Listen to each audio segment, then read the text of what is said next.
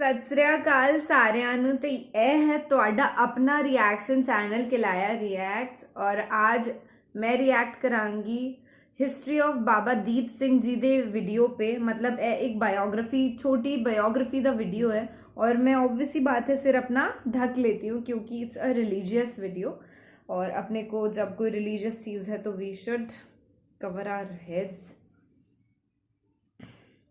अभी मैं बहुत जॉली मूड में हूँ एंड आई होप ये कुछ ना बहुत ज़्यादा इमोशनल भी हो सकता है। मैं ऑनेस्टली बता रही हूँ, मुझे नहीं पता बाबा दीप सिंह जी के बारे में, मैं पंजाबी नहीं हूँ, I don't know about his history, so it's going to be a new video for me. Let's see कि क्या होता है। हरी सिंह नलुआ जी की हिस्ट्री पर मैंने रिएक्ट करा था तो आई वॉज अमेज्ड, मतलब बिलीव नहीं हो रहा था कि ऐसा कुछ सच में हो सकता है, पर है, होता है। तो लेट्स स्टार्ट दिस वीडियो। तब तक अगर आपने मुझे इंस्टाग्राम पे फॉलो नहीं किया है तो फॉलो। Let's start. सूरा सो पहचानिए जो लरै दीन के हेत, पुरजा पुरजा कट मरे कब हूं ना छाडे खेत। सिੱਖੀ ਅੰਦਰ ਸ਼ਹੀਦੀ ਦਾ ਉੱਚਾ ਸਥਾਨ ਹੈ ਅਤੇ ਸ਼ਹਾਦਤ ਦੇ ਸੰਕਲਪ ਦਾ ਮੁੱਖ ਧੁਰਾ ਧਰਮ ਹੈ। ਗੁਰੂ ਸਾਹਿਬਾਨ ਅਤੇ ਸਿੱਖਾਂ ਲਈ ਈਮਾਨ ਹੀ ਜਾਨ ਤੇ ਆਨ ਹੈ ਅਤੇ ਦੀਨ ਦੁਨੀਆ ਤੋਂ ਜ਼ਿਆਦਾ ਪਿਆਰਾ ਹੈ। ਜਿਹੜਾ ਵੀ ਆਪਣੇ ਧਰਮ ਲਈ ਸ਼ਹੀਦ ਹੁੰਦਾ ਹੈ ਜਾਂ ਆਪਾ ਕੁਰਬਾਨ ਕਰਦਾ ਹੈ, ਉਸ ਉੱਪਰ ਕਿਸੇ ਇੱਕ ਦੇਸ਼ ਜਾਂ ਕੌਮ ਦਾ ਹੱਕ ਨਹੀਂ ਹੁੰਦਾ, ਉਸ ਸਮੁੱਚੀ ਮਨੁੱਖਤਾ ਦਾ ਸ਼ਹੀਦ ਪ੍ਰਵਾਨਿਆ ਜਾਂਦਾ ਹੈ। ਇਨ੍ਹਾਂ ਮਹਾਨ ਸੂਰਬੀਰਾਂ ਵਿੱਚੋਂ ਇੱਕ ਸਨ ਬਾਬਾ ਦੀਪ ਸਿੰਘ ਜੀ, ਜਿਨ੍ਹਾਂ ਨੂੰ ਸ਼ਹੀਦ ਨਾਮ ਨਾਲ ਸਤਿਕਾਰਿਆ ਅਤੇ ਜਾਣਿਆ ਜਾਂਦਾ ਹੈ। ਬਾਬਾ ਦੀਪ ਸਿੰਘ ਜੀ ਦਾ ਜਨਮ 26 ਜਨਵਰੀ 1682 ਨੂੰ ਮਾਤਾ ਜਿਉਣੀ ਜੀ ਦੀ ਕੁੱਖੋਂ ਪਿਤਾ ਭਗਤਾ ਜੀ ਦੇ ਗ੍ਰਹਿ ਵਿਖੇ ਪਿੰਡ ਪੋਹਵਿੰਡ ਵਿਖੇ ਹੋਇਆ। ਉਹਨਾਂ ਦਾ ਨਾਮ ਦੀਪ ਰੱਖਿਆ ਗਿਆ।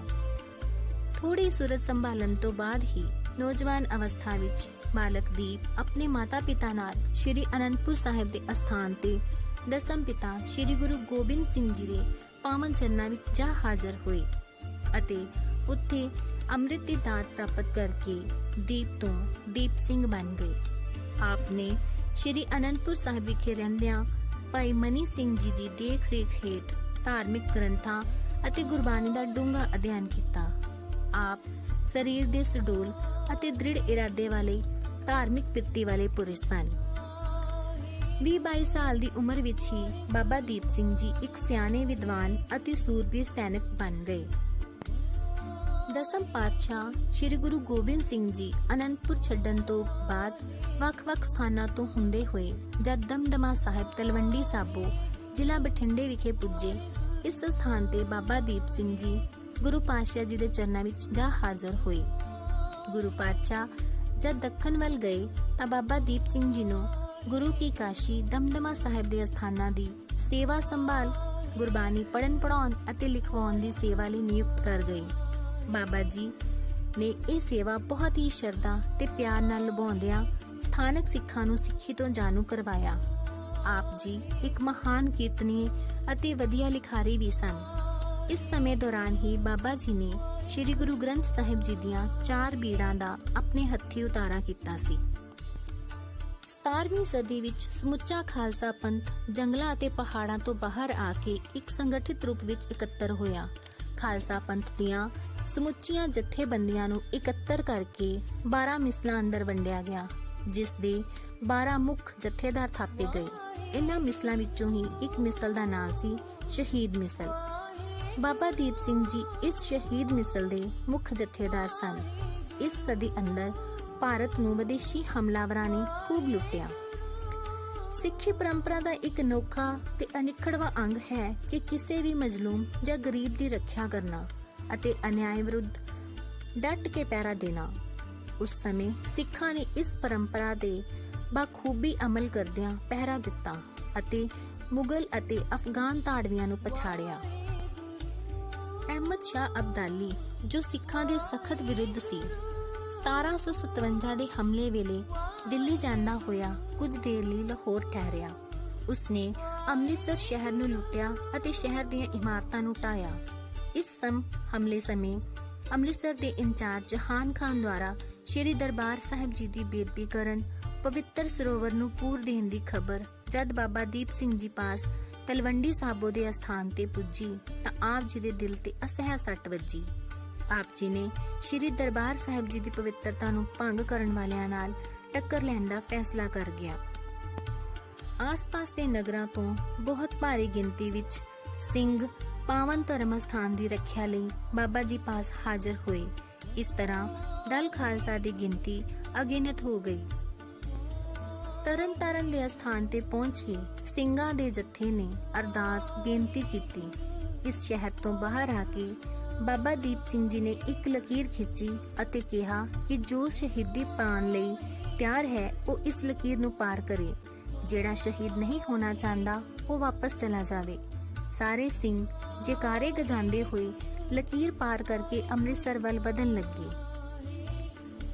ਅਤਾਈ ਖਾਨ ਤੇ ਜਹਾਨ ਖਾਨ ਦੀਆਂ ਫੌਜਾਂ ਨਾਲ ਸਿੱਖਾਂ ਦਾ ਮੁਕਾਬਲਾ ਅੰਮ੍ਰਿਤਸਰ ਦੇ ਬਾਹਰ ਗੋਲਵੜ ਵਿਖੇ ਹੋਇਆ। ਸਿੰਘ ਹੌਲੀ-ਹੌਲੀ ਅਫਗਾਨਾਂ ਨੂੰ ਧੱਕਦੇ ਹੋਏ ਅੰਮ੍ਰਿਤਸਰ ਸ਼ਹਿਰ ਦੇ ਬਾਹਰ ਚਾਟੀਵਿੰਡ ਗੇਟ ਤੇ ਗੁਰਦੁਆਰਾ ਰਾਮਸਰ ਸਾਹਿਬ ਦੇ ਨੇੜੇ ਪੁੱਜ ਗਏ। ਬਾਬਾ ਦੀਪ ਸਿੰਘ ਜੀ 8 ਸੇਰ ਦਾ 2 ਧਾਰਾ ਖੰਡਾ ਖੜਕਾਉਂਦੇ ਹੋਏ ਵੈਰੀਆਂ ਨੂੰ ਸਦਾ ਦੀ ਨੀਂਦ ਸਵਾਉਂਦੇ ਹੋਏ ਅੱਗੇ ਵਧਦੇ ਜਾ ਰਹੇ ਸਨ। ਉਹ ਬਹੁਤ ਹੀ ਸਖਤ ਜ਼ਖਮੀ ਹੋ ਚੁੱਕੇ ਸਨ। ਅਫਗਾਨ ਦੁਸ਼ਮਣਾਂ ਦਾ ਇੱਕ ਕਮਾਂਡਰ ਅਮਾਨ ਖਾਨ ਅੱਗੇ ਵਧਿਆ ਅਤੇ ਬਾਬਾ ਜੀ ਨੇ ਵਾਰ ਕਰਨ ਲੱਗਾ। ਅੱਗੋਂ ਬਾਬਾ ਜੀ ਨੇ ਵੀ ਵਾਰ ਕੀਤਾ। ਇਸ ਸਾਂਝੇ ਵਾਰ ਵਿੱਚ ਬਾਬਾ ਜੀ ਨੇ ਉਸ ਮੁਗਲ ਕਮਾਂਡਰ ਨੂੰ ਥਾਂ ਤੇ ਹੀ ਖਤਮ ਕਰ ਦਿੱਤਾ, ਪਰ ਨਾਲ ਹੀ ਇਹਨਾਂ ਦੀ ਧੌਣ ਉੱਤੇ ਵੀ ਇੱਕ ਘਾਤਕ ਘਾਉ ਲੱਗਾ, ਜਿਸ ਨਾਲ ਬਾਬਾ ਜੀ ਦਾ ਸਿਰ ਇੱਕ ਪਾਸੇ ਉਲਰ ਗਿਆ। ਬਾਬਾ ਜੀ ਨੇ ਆਪਣੇ ਸਿਰ ਨੂੰ ਹੱਥ ਦਾ ਸਹਾਰਾ ਦੇ ਕੇ ਲੜਦੇ ਰਹੇ ਅਤੇ ਸੱਚਖੰਡ ਸ਼੍ਰੀ ਹਰਮੰਦਰ ਸਾਹਿਬ ਦੀ ਪਰਿਕਰਮਾ ਨੇੜੇ ਜਾ ਪਹੁੰਚੇ। ਇੱਥੋਂ ਤੱਕ ਅੱਪੜਦਿਆਂ ਬਾਬਾ ਜੀ ਨੇ ਕਈ ਅਫਗਾਨ ਅਤੇ ਪਠਾਨ ਮਾਰ ਮੁਕਾਏ ਸਨ। ਇਸ ਤਰ੍ਹਾਂ ਇਸ ਘਮਸਾਨ ਦੀ ਜੰਗ ਅੰਦਰ ਅਫਗਾਨ ਜਰਨੈਲਾਂ ਦੇ ਮਾਰੇ ਜਾਣ ਨਾਲ ਅਫਗਾਨੀ ਫੌਜਾਂ ਦੇ ਹੌਸਲੇ ਟੁੱਟ ਗਏ ਅਤੇ ਬਾਬਾ ਦੀਪ ਸਿੰਘ ਜੀ ਸੱਚਖੰਡ ਸ਼੍ਰੀ ਹਰਮੰਦਰ ਸਾਹਿਬ ਜੀ ਦੀ ਪਰਿਕਰਮਾ ਅੰਦਰ ਪਹੁੰਚ ਗਏ ਅਤੇ ਸ਼ਹੀਦੀ ਪ੍ਰਾਪਤ ਕਰ ਗਏ। ਇਸ ਤਰ੍ਹਾਂ ਬਾਬਾ ਦੀਪ ਸਿੰਘ ਜੀ ਅਤੇ ਉਹਨਾਂ ਦੇ ਸਾਥੀ ਸਿੰਘ ਸੱਚਖੰਡ ਸ਼੍ਰੀ ਹਰਮੰਦਰ ਸਾਹਿਬ ਜੀ ਦੀ ਬੇਅਦਬੀ ਦਾ ਜ਼ਾਲਮਾਂ ਤੋਂ ਬਦਲਾ ਲੈਂਦੇ ਹੋਏ ਅਤੇ ਧਰਮ ਤੇ ਕੌਮ ਦੀ ਸ਼ਾਨ ਬਦਲੇ ਆਪਣੀਆਂ ਜਾਨਾਂ ਕੁਰਬਾਨ ਕਰ ਗਏ। ਬਾਬਾ ਦੀਪ ਸਿੰਘ ਜੀ ਦਾ ਸ਼ਹੀਦੀ ਅਸਥਾਨ ਗੁਰਦੁਆਰਾ ਰਾਮਸਰ ਦੇ ਨੇੜੇ ਹੀ ਗੁਰਦੁਆਰਾ ਸ਼ੀਸ਼ਗੰਜ ਸੁਸ਼ੋਭਿਤ ਹੈ। ਸ਼੍ਰੀ ਹਰਮੰਦਰ ਸਾਹਿਬ ਜੀ ਦੀ ਪਰਿਕਰਮਾ ਵਿੱਚ ਜਿੱਥੇ ਬਾਬਾ ਜੀ ਨੇ ਸੀਸ ਭੇਟ ਕੀਤਾ ਸੀ, ਉੱਥੇ ਵੀ ਪਾਵਨ ਗੁਰਦੁਆਰਾ ਸਾਹਿਬ ਸੁਸ਼ੋਭਿਤ ਹੈ। ਬਾਬਾ ਦੀਪ ਸਿੰਘ ਜੀ ਦੀ ਸ਼ਹਾਦਤ ਸਿੱਖ ਪੰਥ ਅੰਦਰ ਗੁਰੂ ਘਰ ਦੀ ਹੋ ਰਹੀ ਬੇਅਦਬੀ ਨੂੰ रोकने ਲਈ ਦਿੱਤੀ ਗਈ ਇੱਕ महान शहादत है। शहीदों की कत्लगाह से क्या बेहतर है काबा, शहीदों की कत्लगाह से क्या बेहतर है काबा, शहीदों की खाक पे तो खुदा भी कुर्बान होता है, शहीदों की खाक पे तो खुदा भी कुर्बान होता है। वाहिगुरु जी का खालसा, वाहिगुरु जी की वाहिगुरु जी का खालसा, वाहिगुरु जी की फतेह। मैं सच बताऊं तो इस वीडियो के अंदर इतना ज़्यादा खो गई आज कि मुझे वाकई में लग नहीं रहा था कि मैं यहाँ बैठी हूँ। मुझे वो सब सीन्स अपनी आंखों के सामने जैसे दिखाई दे रहे थे जब इतनी बड़ी शहीदी बाबा दीप सिंह जी ने दी। खालसा पंथ के बारे में आज बहुत कुछ सीखने मिला अपने को, और मुझे ये जानकारी स्पेशली मिली आज कि भाई पंजाबी कल्चर में, सिख कल्चर में शहीदी की बहुत ज़्यादा इम्पोर्टेंस है और लोगों ने इतनी बड़ी बड़ी कुर्बानियाँ दी हैं। चाहे अपन 4 साहिबजादों का एग्जाम्पल देख लें या बाबा दीप सिंह जी का, इतनी बड़ी कुर्बानियाँ देने के बाद आज वो पंथ, वो कल्चर इतना स्टेबल है और आज भी हमें गौरवान्वित करता है।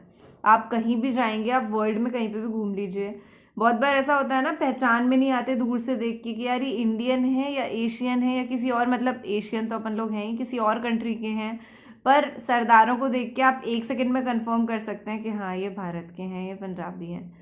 तो ये एक बहुत अच्छी पेक्युलैरिटी है और मैं थोड़ा शौक में हूँ अभी, क्योंकि आप जब इतनी बड़ी कुर्बानी के बारे में सुनते हो तो सीधी सी बात है, आपके इमोशंस एक पेस पे होंगे भी नहीं, नॉर्मल लेवल पे होंगे भी नहीं।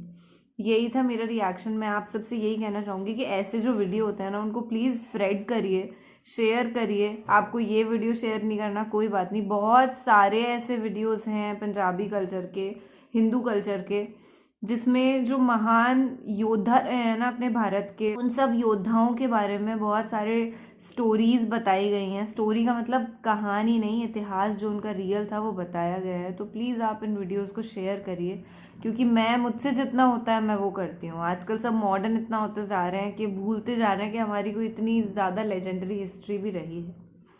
तो प्लीज़ आप ये मत भूलिए। इस वीडियो को देखने के लिए आपका बहुत बहुत धन्यवाद। आप मुझे इंस्टाग्राम पे फॉलो कर सकते हैं, वहाँ पे फ़नी कंटेंट आपको देखने मिलेगा। और आप मेरे दूसरे चैनल निधि शर्मा पे जाकर मुझे सब्सक्राइब करिएगा, मैंने नीचे लिंक दे दिया है, वहाँ पे बहुत अच्छे वीडियोज़ हैं। बाय बाय, दिस इज़ किलाया रिएक्ट।